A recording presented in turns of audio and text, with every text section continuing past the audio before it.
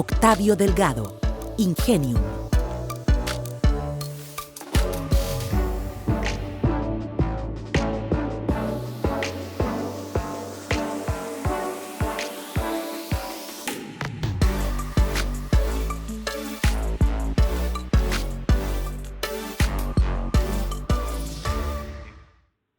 Bueno, muy buenos días. Como ya me presentaron, mi nombre es Octavio Delgado, soy el CTO de Ingenium. Los vengo a acompañar unos minutitos. Creo que lo que a muchos nos separa del almuerzo, ¿verdad?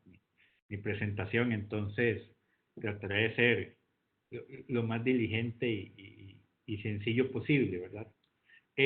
Más allá de una presentación técnica, lo que vengo a comentarles es un poquito de la realidad que tenemos hoy en día con todo esto del COVID que estamos sufriendo y lo que va a venir a futuro, ¿okay? La disrupción en la estrategia de los centros de datos, que es lo que nos está generando la transformación digital en los centros de datos.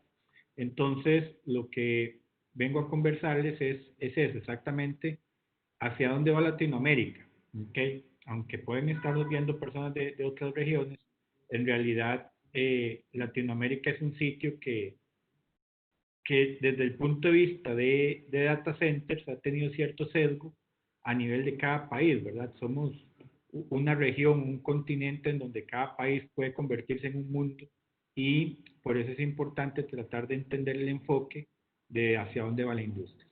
¿Okay? Vamos a ver, esto es así. Eh, es algo importante entender que las grandes compañías de cloud, cuando hablamos de clientes gafas o las nubes públicas como Google, Microsoft, Facebook, Amazon y Yahoo, son los mayores consumidores de IT en el mundo. No existen empresas que te consuman mayor potencia, mayor necesidad de requerimientos de servicios de IT. ¿Okay? El desarrollo de centros de datos para de estas empresas se está acelerando. ¿Okay?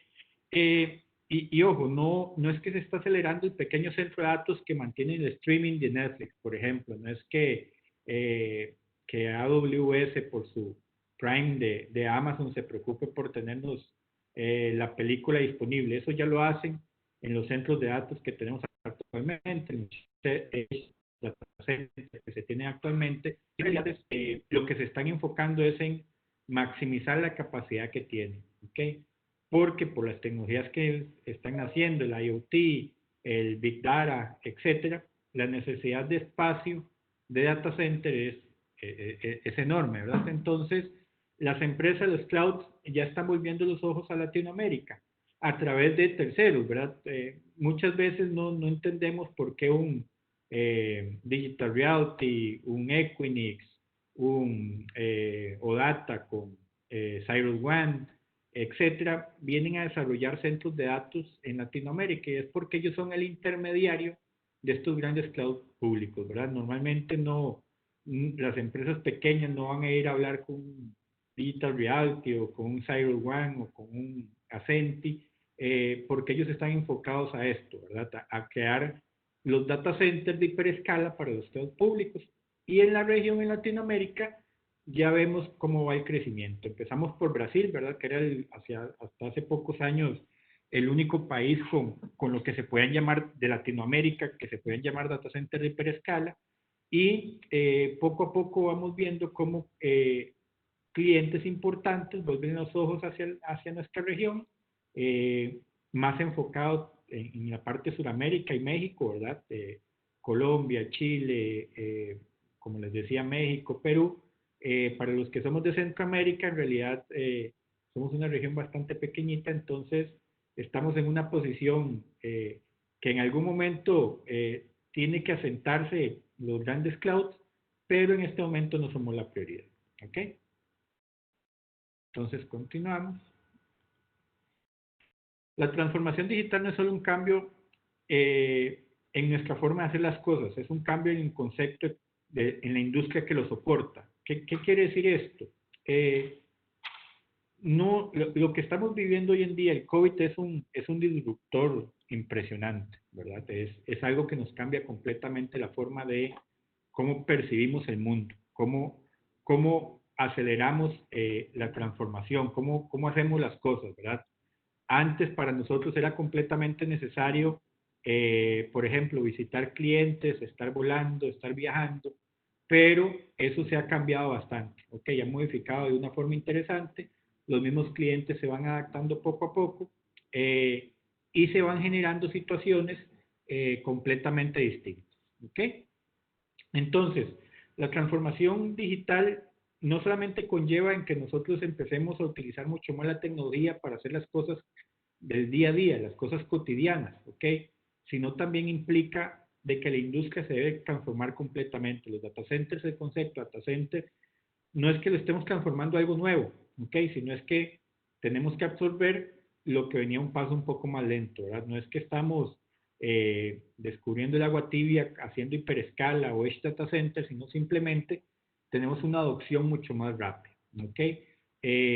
Antes nos enfocábamos tanto en construir o en hacer data centers como siempre los hemos hecho, que no entendíamos hacia dónde iba el tema de la transformación digital, la hiperescala y el edge data center. Ahora este pequeño terremoto que estamos teniendo, que al final de cuentas ha sido un golpe duro en Latinoamérica, es en este momento en donde se está afectando más. Obviamente los sistemas de salud están bastante complicados, pero es una disrupción en la parte tecnológica, ¿okay? Que nos está haciendo entender que se tiene que invertir en tecnología, se tiene que invertir en data centers, ¿okay? Muchas veces nos preguntaban en estos 4 o 5 meses que llevamos de retracción económica en todos nuestros países, que si veíamos que el data center tenía futuro, ¿verdad? Si el negocio en el que estábamos nosotros tenía futuro. Eh, la respuesta es que en realidad no existe otro futuro que no sea este, ¿verdad? Lamentablemente, para bien o para mal, lo que ha venido a hacer el COVID es enseñarnos que la necesidad de la información, la necesidad de la disponibilidad de la información se convirtió en fundamental. Antes hablábamos de telemedicina, ahora los diagnósticos casi que se hacen virtualmente de manera completa. Antes las reuniones virtuales eran como algo, no era anormal, pero no era lo típico. O sea, normalmente era difícil cerrar negocios por Zoom, por ejemplo. Entonces, todo esto llegaba a cambiar nuestro concepto, nuestra forma de hacer las cosas, y es algo que va a ir en crecimiento. ¿Okay? Este slide en realidad es algo que demuestra mucho hacia dónde vamos, ¿verdad? Okay. Este primer slide que está acá, aquí tengo el índice Standard & Poor's, okay, que es el índice de mercado. Aquí nos dice cómo está el índice de mercado y las comparaciones de las industrias. Estos de acá son empresas de tecnología. Tenemos aquí en anaranjado a Equinix, ¿verdad? Tenemos un colorcito más oscuro, creo que es, no veo bien los colores aquí en la pantalla, pero un color más oscuro a Digital Realty. Tenemos acá bajito en rojo a Odata, a Cyrus One, ¿ok? Y aquí exponencialmente arriba a Amazon. ¿Qué quiere decir esto? Que obviamente en el pico de crisis a nivel en el momento del descubrimiento de las cuarentenas, etcétera, obviamente todos tuvieron un bajón de mercado. Cyrus One tal vez fue el que más se afectó, entre comillas por decirlo, que anduvo a nivel de mercado, pero el resto de tendencias, en el momento que se dieron cuenta o en el momento que entendieron que la tecnología era la forma de salir adelante, obviamente tienen un crecimiento muy por arriba del índice base, ¿verdad? Estamos hablando, por ejemplo, de un Amazon que está un 58% sobre el índice base de mercado, el Standard & Poor's. Y como vemos, así podemos poner muchas industrias. Hay un escenario muy curioso, que es que a nivel de Latinoamérica, las empresas que se encargan de hacer Edge normalmente son las de telecomunicaciones, ¿verdad?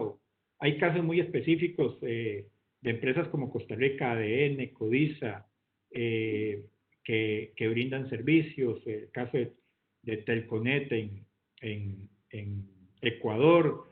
Hay sitios que normalmente hacen Edge, pero En los últimos años se ha estado delegando mucho en las empresas de telecomunicaciones, como un Claro, como un Millicom, Telefónica a nivel de Sudamérica, y las empresas de telecomunicaciones sí estuvieron un poco retraídas, ya están volviendo a levantar, por así decirlo. Lamentablemente no puse aquí la gráfica, pero ¿por qué es eso?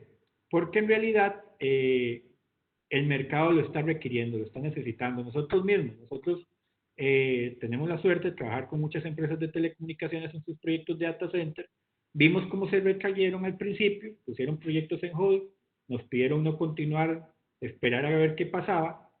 Cuando se dieron cuenta que lo que pasaba era que básicamente no podemos detener esto, tenemos que aprender a convivir con el COVID durante un tiempo hasta que no haya vacuna, hasta que no tengamos la disponibilidad completa para todas las personas, hay que aprender a vivir con esto, se volvieron a reactivar los proyectos. ¿Ok? Entonces, empresas de telecomunicaciones, igual, tenían una curva bajo el índice, pero están volviendo a levantar. ¿Qué es esto? Esto es el otro negocio. ¿Ok? Las otras empresas, las otras industrias, este es el índice de Standard Poor's. ¿Ok? Este es el comparable con este. ¿Ok? Este es lo mismo. Son las mismas fechas, los mismos sitios. Puse este que es Walmart, por ejemplo, que uno se imaginaría que la parte de alimentos, disponibilidad debería estar muy arriba, pero en realidad se mantiene muy similar al índice de mercado. Pero vean estas otras industrias, ¿ok? Son, por ejemplo, Walmart, por acá en anaranjado, tenemos, perdón, no es Walmart, sí, Walmart está acá en anaranjado, aquí tenemos Marriott, ¿ok?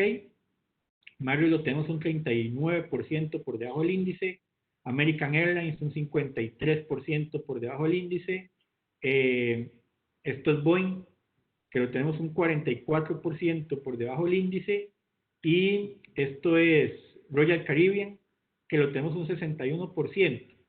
Obviamente, si a uno le preguntan en qué industria es el momento ideal para estar, es en la industria de tecnología. ¿Qué industria no tenemos que estar? Industria de aviación, hotelera, cruceros, porque realmente vemos que el disruptor del COVID nos llega a enseñar que la parte de tecnología, que esa transformación digital se está acelerando, ¿verdad? Decía el CEO de Microsoft que hemos visto 2 años de transformación digital en 2 meses, ¿ok? Que eso es algo impresionante a nivel de volumen de información. Y si nos preguntan si estábamos preparados para brindar ese volumen, no. Todos hemos visto como en ciertos países han bajado, por ejemplo, ya las películas, Netflix a bajar en ciertos países que ya no podía haber HD, sino el streaming normal típico. Entonces, ¿por qué? Porque no estábamos preparados para este nivel de cambio, de transformación digital. No teníamos esa capacidad de hiperescalar las necesidades. ¿Ok? ¿Cómo ha venido a repercutir esto que estamos pasando? Hay algo importante, ¿verdad? Obviamente está la parte humana, que eso no se debe perder. Estamos perdiendo muchas vidas, estamos eh, haciendo que los servicios de salud se sobrepasen sus capacidades, estamos pasando por épocas complicadas, que obviamente es un tema humano que nos tiene que poner a pensar, ¿verdad? Esa incapacidad de afrontar algo como esto, y ahora muchos se hablan de cómo nos tenemos que preparar para la próxima pandemia, ¿verdad? Para el próximo momento, ¿ok? Pero si lo vemos desde el punto de vista de tecnología, de negocio, por así decirlo, el momento de disrupción nos está dando varios parámetros. ¿Okay? Nosotros los clasificamos en 6. Uno que es importante, que es la recuperación, ¿okay? Que está más o menos demostrado que las empresas que están altamente digitalizadas van a tener un menor impacto y se podrán recuperar de la crisis más rápido y mejor. ¿Okay?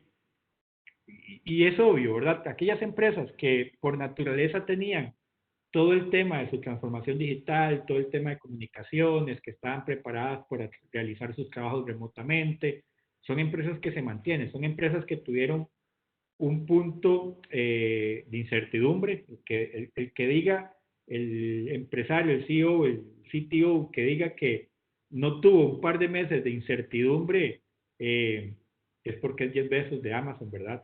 O algo similar, porque de otra manera todos tuvimos un momento de incertidumbre hacia dónde vamos, cómo vamos, cuál va a ser la recuperación, ¿ok?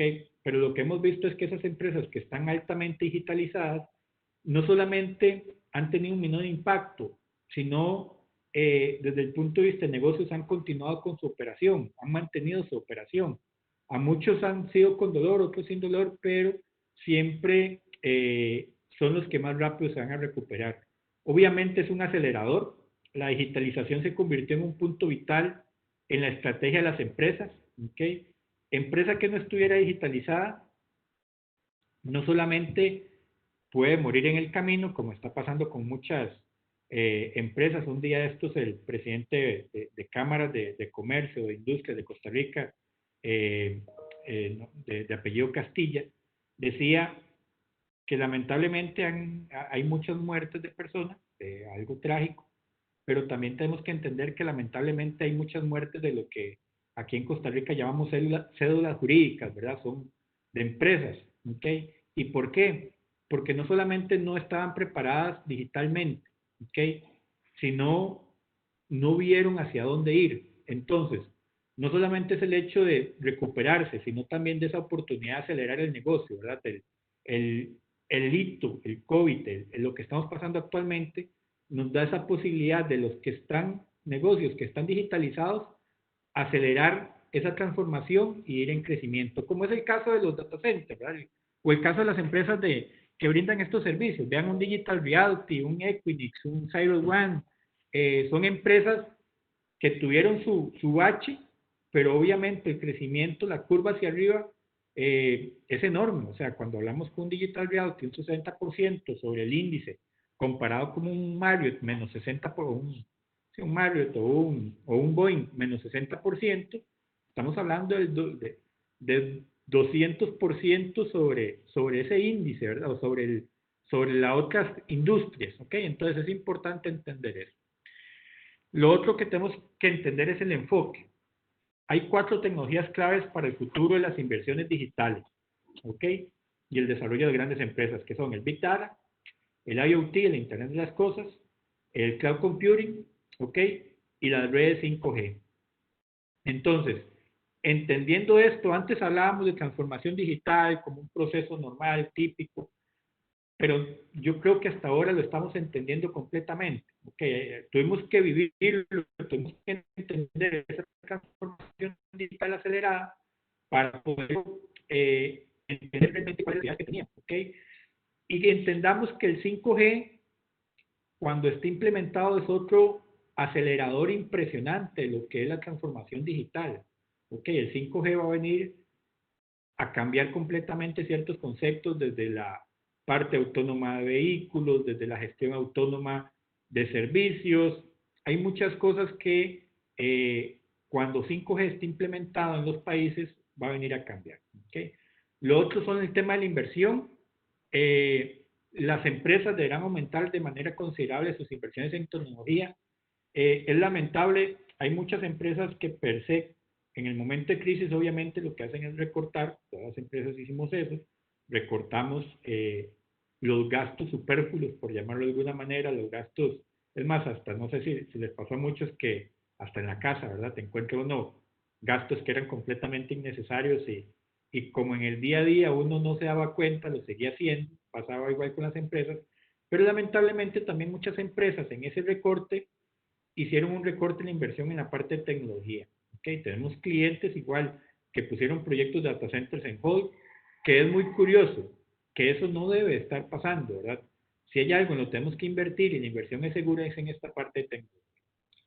Los riesgos, obviamente notamos un déficit en la infraestructura y una escasez en los talentos y grandes brechas de seguridad.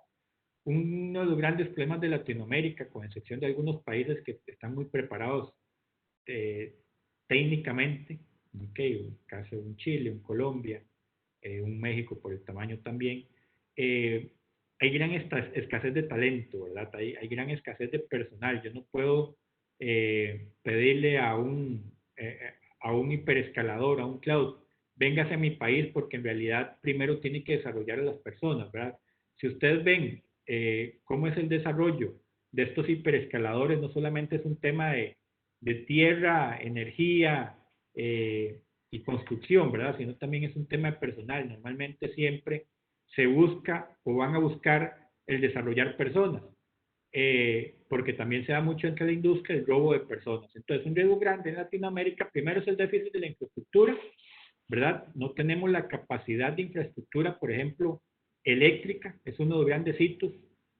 Un día de estos hablábamos con un amigo, con un cliente, y nos decía que, por ejemplo, un cloud en una región llega y le pregunta a la empresa eléctrica que cuál es su proyección de crecimiento durante los próximos 5 años, y la respuesta es 200 megawatts. Y el cloud le dice, ah, perfecto, con eso tengo suficiente, ahora sí, resuelvo los 200 megawatts para el resto de la población, ¿verdad? Entonces, en Latinoamérica tenemos esos hitos, esa complejidad de poder crecer en infraestructura para brindarle a los grandes clouds. Lo otro es el tema de las prioridades, ¿ok? Los centros de datos, los data centers, se convirtieron en infraestructuras esenciales, son neurálgicos, ¿verdad? Ahorita no estaríamos conversando acá si no hubiera un data center en medio de nosotros, ¿ok? Y ojo, se convirtieron en prioridades, ¿ok? Infraestructuras esenciales, pero al día de hoy se convirtieron en un commodity, ¿ok? Ustedes y yo estamos hablando, y para mí es tan importante la energía eléctrica como el ancho de banda y la conectividad que tenga, ¿ok? Es tan importante como el agua, la energía, la parte del centro de datos se convierte en un commodity. Esta transformación digital está haciendo que el centro de datos se convierta en algo que yo tengo que tener disponible siempre, a mí no me interesa, ¿ok?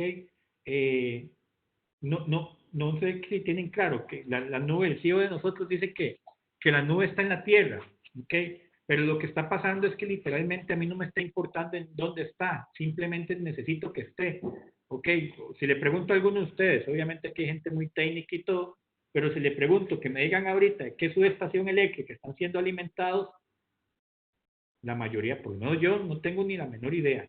Ok, aquí este edificio, no sé si le llega de la subestación norte, sur, este, oeste, ok, es exactamente igual con Internet, desde dónde estoy yo accediendo, cuál es mi punto, point of presence, cuál es mi punto de presencia que estoy accediendo a la información, los datos, cuál data center tengo en medio de nosotros, no tenemos la menor idea. Entonces, los data centers no solo se están convirtiendo en infraestructuras esenciales, sino también en commodity. La disponibilidad de información es algo que yo ya estoy dando por un hecho.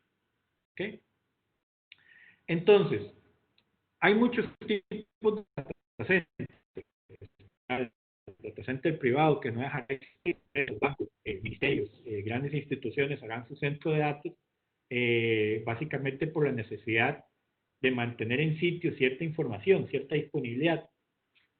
Pero vamos a enfocarnos en lo que está creciendo de manera exponencial, que es la parte de Edge Data Center y la parte del Data Center de hiperescala. ¿Okay? El Edge Data Center nos llega a resolver un tema de latencia. La latencia siempre ha sido un problema en lo que respecta a las ubicaciones de los centros de datos y se ha convertido en ruta crítica. ¿Ok? Es importante entender que la necesidad de información, la accesibilidad de la información, está dada por qué tan cerca tenga yo esa información. ¿Okay? Yo no hago nada con tener todos mis servicios en un hyperscale, en un cloud enorme, etcétera, cuando estoy a cientos, miles de kilómetros de distancia, ¿verdad? Es por esa razón que necesitamos los Edge Data Center. Y en Latinoamérica, esa parte de Edge, quienes se encargan son estas empresas de telecomunicaciones normalmente. ¿Okay? Un Claro, un Tigo, un Telefónica, un Telconet, un Grupo ICE en Costa Rica, un OData, perdón, un ADN, un CODISA, que son empresas que se encargaron de desarrollar centros de datos, tal vez no en aquellos años con el concepto de Edge, pero que hoy en día son esos centros, esos puntos de convergencia que están cercanos al usuario. Entonces, que por ende yo tengo esa capacidad de tener una menor latencia. Entonces, normalmente son ruta crítica para lo que estamos hablando ahora, servicios de streaming, por ejemplo, el Big Data, el IoT. Imagínense cuando tengamos los vehículos autónomos, ¿verdad? Que ya sea un estándar. Yo no puedo esperar que la respuesta a ese vehículo vaya a Estados Unidos, que por latencia y que regrese a Costa Rica, ¿verdad? Yo tengo que tener data centers ubicados muy cerca de donde yo requiero la información. ¿Okay? Esa latencia, esos milisegundos adicionales, pueden ser la diferencia. Por ejemplo, es muy normal, un día escuchaba que Wall Street tiene, la bolsa de valores de Estados Unidos tiene data centers muy cerca de los puntos de conexión, ¿verdad? Del punto en donde se hacen las transacciones de la bolsa. Y entre más cerca esté el punto donde se genera la información, más costoso es el costo del gabinete, el costo del metro cuadrado, etcétera. ¿Por qué? Porque son cuestión de milisegundos que la información está más rápidamente disponible con uno con el otro. ¿Okay? Y esa diferencia, aunque ustedes no lo crean, puede ser es algo importantísimo para estas empresas que hacen transacciones. Entonces, el Edge Data Center es eso, es simplemente colocar un centro de datos que va a tener la información que necesito de manera más rápida, mantenérmela en sitio. ¿Okay? Y después está el Data Center de hiperescala, que obviamente que las empresas se ocupan del hiperescalado en 3 ámbitos. ¿Okay? En la infraestructura física, en la capacidad de escalar los sistemas de IT y en la capacidad financiera. ¿Qué quiere decir esto? Vamos a ver. Un hiperescalador no puede ser cualquier empresa. ¿Okay? Si ustedes ven un Digital Realty, un CyberOne, un Equinix, no son empresas pequeñas que de la noche a la mañana nacen y dicen quiero hacer hiperescalas. ¿Okay? Son empresas que tienen un fondeo impresionante. Equinix compró, si no me equivoco,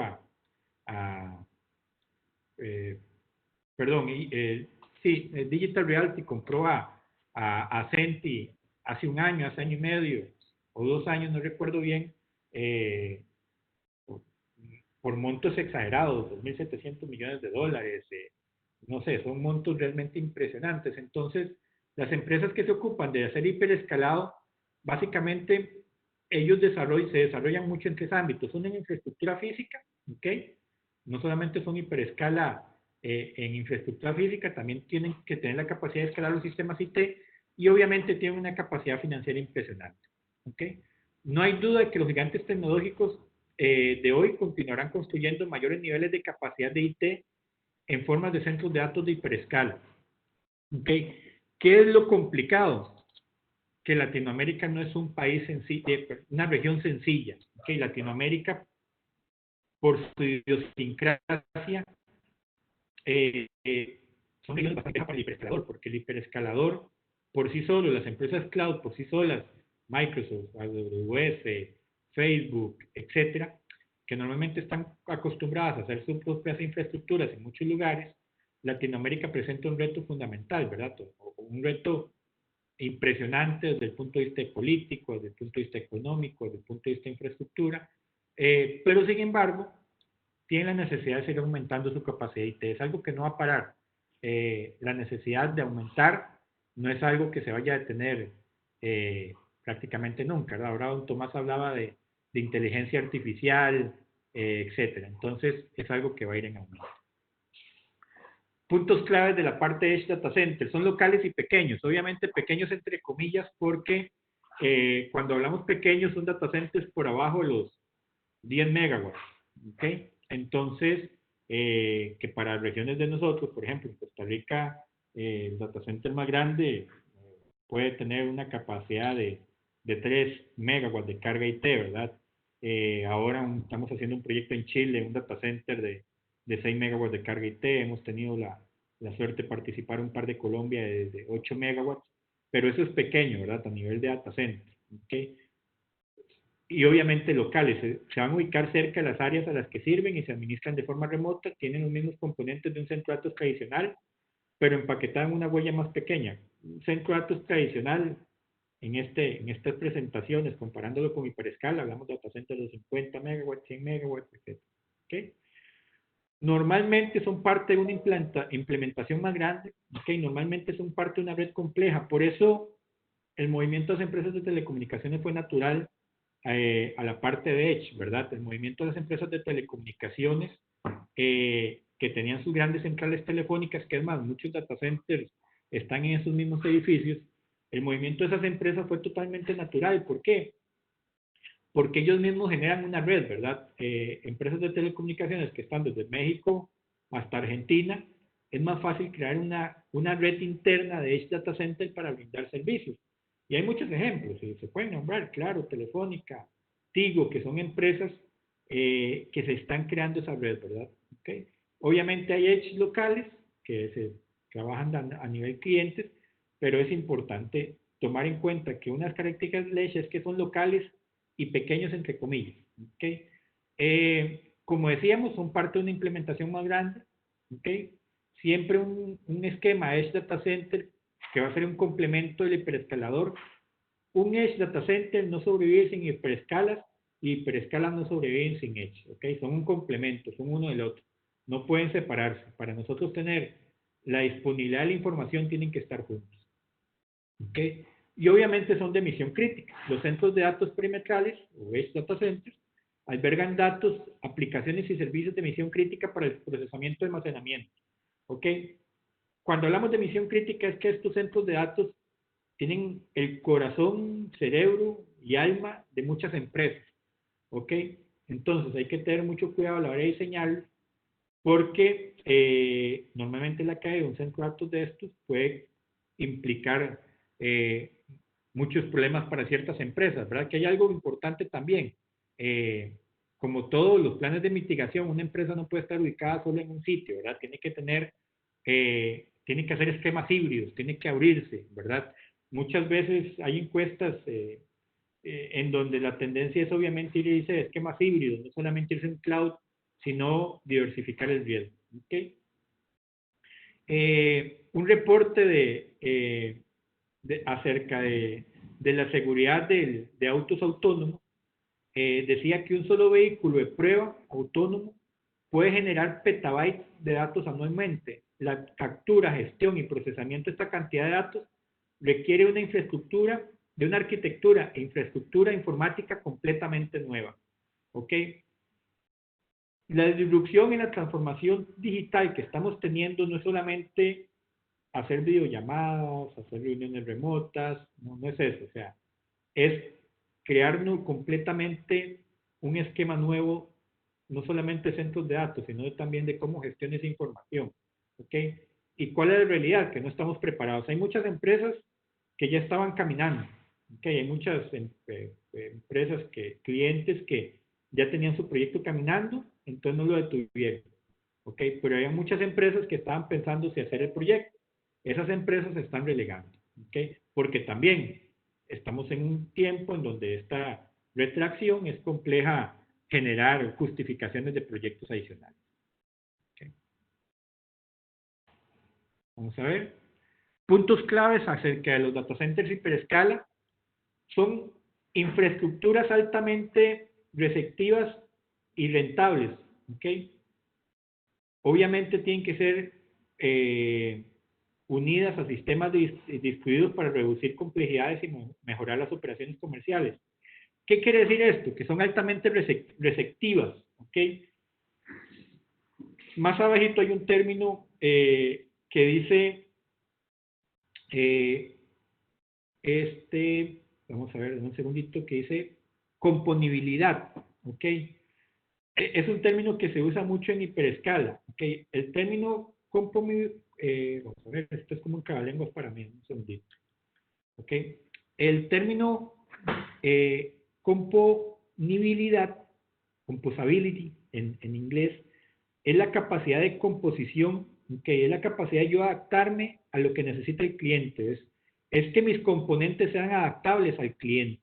¿Okay? Es algo que un cliente va a llegar y me va a decir, mira, necesito para mañana 2 megawatts de capacidad. Entonces es mi capacidad de adaptarme a eso, la compomovilidad, algo así es, ¿verdad? Sí. La compomovilidad de mi data center va a hacer que yo tenga esa capacidad de brindarle esos requerimientos al cliente. ¿Ok? Vamos a ver la presentación por acá. Entonces, obviamente escalabilidad. El término hiperescala está totalmente unido a la escalabilidad. Hiperescalabilidad no es tanto el tema del tamaño. ¿Ok? Obviamente, cuando hablamos de clientes de hiperescala, estamos hablando de proyectos de 50 megawatts, 100 megawatts, 200 megawatts, etc. ¿ok? Pero el término hiperescala en realidad se puede definir como la capacidad de seguir el ritmo de la demanda en base al gran crecimiento que se tiene, ¿verdad? Un cliente hiperescala puede llegar mañana y decirle a su proveedor de servicios, mira, necesito 2 megawatts de capacidad, vengo dentro de 3 meses, ¿ok? Eso es hiperescalar, ¿verdad? Hacer una capacidad de crecimiento muy rápido en bloques constantes, ¿ok? La agilidad, ¿ok? Es la seguridad y menores costes de hardware y software para garantizar ingresos apropiados. Esto básicamente quiere decir qué tan ágil es una empresa en hacer esos cambios, ¿ok?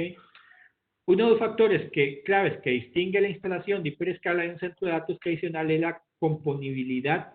Más allá de su tamaño, una instalación de hiperescala tiene un diseño y una apertura distinta. ¿Qué quiere decir esto? O sea, los desarrolladores de hiperescala, que a nivel de tercerización, como un Digital, un Equinix, un CyberOne, que en Latinoamérica son OData, Acenti, etc., tienen que tener la capacidad de ser maleables para el cliente. Ellos simplemente construyen, ellos brindan espacio, frío y potencia. ¿Okay? El hiperescalador llega y coloca su equipo interno, pero entonces que tenga una capacidad de darle ese soporte. ¿Okay? Como explicábamos, más allá de su tamaño, una instalación de hiperescala tiene un diseño y una apertura distinta. ¿Verdad? Esa apertura es mi capacidad de yo brindarle al cliente lo que necesita. ¿Okay?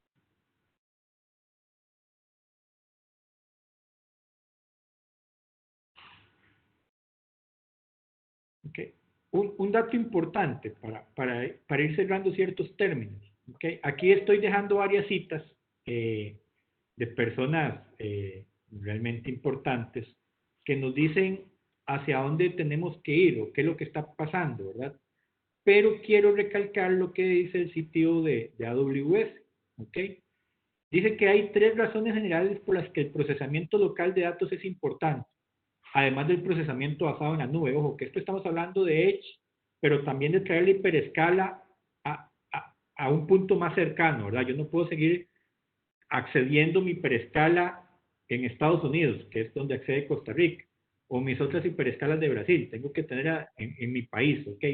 En México, en Chile, en Colombia, que aunque en Chile ya se está empezando a desarrollar con un par de proyectos, en México también se está empezando a desarrollar, pero tengo que acercar más la hiperescala a nuestra región.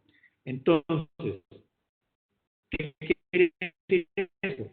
Dice él que hay 3 razones, que son la ley de la economía y la ley de la tierra. ¿Okay? La ley de la física, obviamente, las aplicaciones toman decisiones interactivas y críticas localmente, porque lleva tiempo enviar datos a la nube y a las redes y no tiene una disponibilidad del 100%. Lo que les explicaba ahora, ¿verdad? Esa latencia, esa necesidad de que yo tengo que tener una respuesta muy rápida, es uno de los puntos, es una de las razones por las que yo tengo que acercar o construir Edge Data Centers a nivel de país o acercar el hiperescala. ¿Okay? Las leyes de la economía, obviamente la agregación local y el filtrado de datos permite a los clientes enviar los datos solo de alto valor a la nube por su almacenamiento. Volvemos al mismo punto, los datos que yo necesito acceder rápidamente, tengo que tenerlos de fácil acceso, ¿verdad? Enviar a la nube no necesariamente es lo que me da la mayor ventaja desde el punto de vista económico, ¿okay? Pero es algo que tenemos que sopesar a nivel de empresas. Y la ley de la tierra, un impedimento grande que tenemos en algunos países es que algunos gobiernos imponen restricciones de soberanía de datos, sobre dónde no se puede almacenar y procesar los datos. También tenemos ciertas limitantes, más que todo a temas financieros, ¿verdad? De un país de sacar datos a otro. Eso es complicado porque, por ejemplo, si a uno le preguntan que desde dónde se hace una transacción de Visa, obviamente eso va a algún lugar de la nube, ¿okay? Es mi información financiera. Pero bueno, son temas con los que tenemos que convivir, ¿okay? Creo que las presentaciones se las van a dar, entonces ahí hay un par de citas más bastante interesantes del CEO de Akamai, del CEO de Microsoft, que lo que generan es esto, ¿verdad? Es la capacidad o la necesidad de mantener mayor disponibilidad de la información, ¿verdad? De mantener mayor disponibilidad de los datos para yo poder determinar si tengo que no avanzar a nivel de data center, ¿ok? Entonces, básicamente, vamos a cerrar con un par de conclusiones, ¿ok? Va a haber un aumento importante en los data centers de punto de presencia, ¿ok? Va a haber un desarrollo de infraestructura Edge por grandes operadores de 5G, ¿ok? La infraestructura de Edge yo voy a tener que desarrollarla sin duda alguna, ¿ok? Después vamos a tener un despliegue de data centers de hiperescala a nivel de la región, ¿ok? Vamos a empezar a ver cómo en Chile, cómo en Colombia, cómo en México hay un mayor crecimiento. Después, en una segunda línea, en un segundo escalón, empezarán países como un Perú, como un Panamá, a nivel regional. Hay países en donde el costo de la energía es un hito importante, no solamente la disponibilidad, sino también el costo es un hito importante, pero es algo con lo que tenemos que empezar a convivir, ¿ok? Va a haber una mucho mayor oferta de servicios tercerizados para la región, ¿ok? Entonces es importante entender eso, ¿verdad? No solamente es un cambio cultural a nivel del desarrollador de data centers, sino también es un cambio cultural a nivel de las empresas que van a contratar servicios. La proliferación de servicios de data center de Edge también tiene que aprovecharse por las empresas que no están acostumbradas a tercerizar servicios, ¿verdad? Y obviamente va a haber un aumento de esquemas de IT híbridos, porque no solamente vamos a empezar a tercerizar servicios, ¿verdad? El data center propio, el data center privado, es algo que no va a cambiar, lo vamos a seguir haciendo, construyendo, tal vez su tamaño viene en disminución, ¿ok? Pero va en aumento el tema de Edge. Entonces, yo como cliente tengo que acostumbrarme más a esquemas híbridos, ¿verdad? No solamente a tendencias de tercerizar, sino también a generar esquemas híbridos. ¿Okay? Entonces, para muchos ya es hora de almuerzo. Yo aquí doy por concluida la presentación. De igual manera, con cualquier duda que se tenga, creo que el medio es enviarlo por el chat y nosotros les estaremos respondiendo por correo electrónico. Pero muchísimas gracias por el tiempo. Quedo a la orden para cualquier consulta. Un gusto poder tenerlos por acá. Acá están mis datos de contacto para quien quiera anotarlos. Y gracias a Alison para el evento y esperamos poder conversar pronto. Muchísimas gracias a todos.